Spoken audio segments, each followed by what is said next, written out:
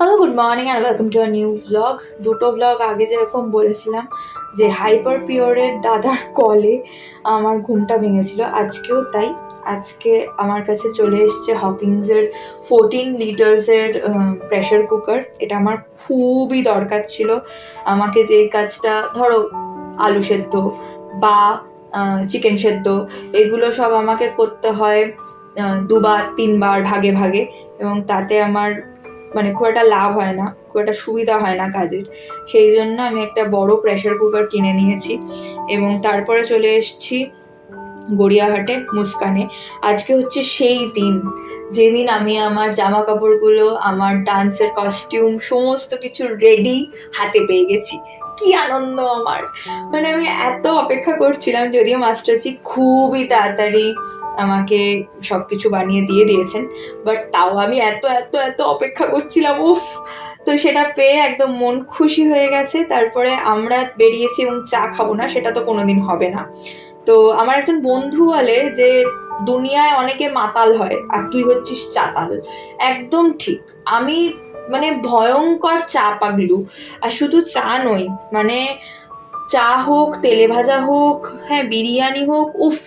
আমি খাদ্য রসিক, এইটা হচ্ছে সব থেকে বড় কথা। তারপরে চলে গেছিলাম জুতোর দোকানে, 3-4খানা জুতো কিনেছি পুজোর জন্য। এই হচ্ছে রূপামাসি, রূপামাসির দোকান রয়েছে। রূপামাসি হচ্ছে আমার বড় মাসির, মানে মাসিমণির বন্ধু। তো রূপামাসির দোকান রয়েছে গড়িয়াহাটে, যেটা আমাদের one stop solution for everything. মানে সেটা স্কিন কেয়ার হোক, সেটা বিউটি প্রোডাক্টস হোক, সেটা যাই হোক না কেন, এমনকি টুথব্রাশ পর্যন্ত, টুথব্রাশ, ন্যাপথলিন, কি থাকে না রূপামাসির দোকানে।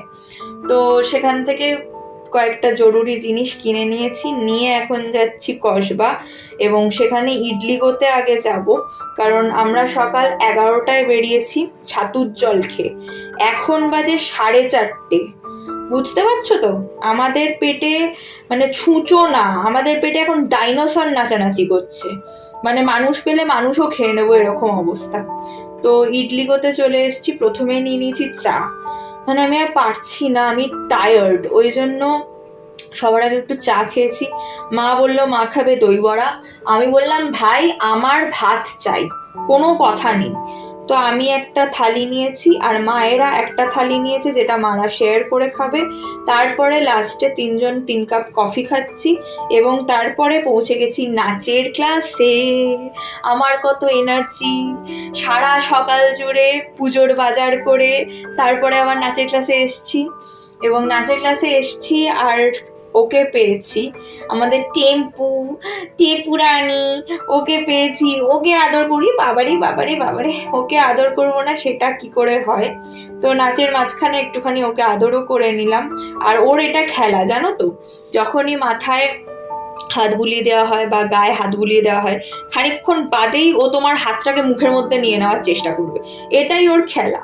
তো যাই হোক, চলো টাটা, দেখা হবে আর একটা নতুন ব্লগে। টিল দেন সবাই খুব ভালো থেকো, সুস্থ থেকো, সাবধানে থেকো। এখন ধরেছি বাড়ি ফেরার পথ, এবং বুঝতেই পারছো মানে কমপ্লিটলি এক্সস্টেড, কাজেই বাড়ি গিয়েই না ঘুমিয়ে পড়বো। যদিও জামা কাপড়গুলো একটু ট্রায়াল দেওয়ার ইচ্ছা আছে, বাট তাও দেখি কি করি।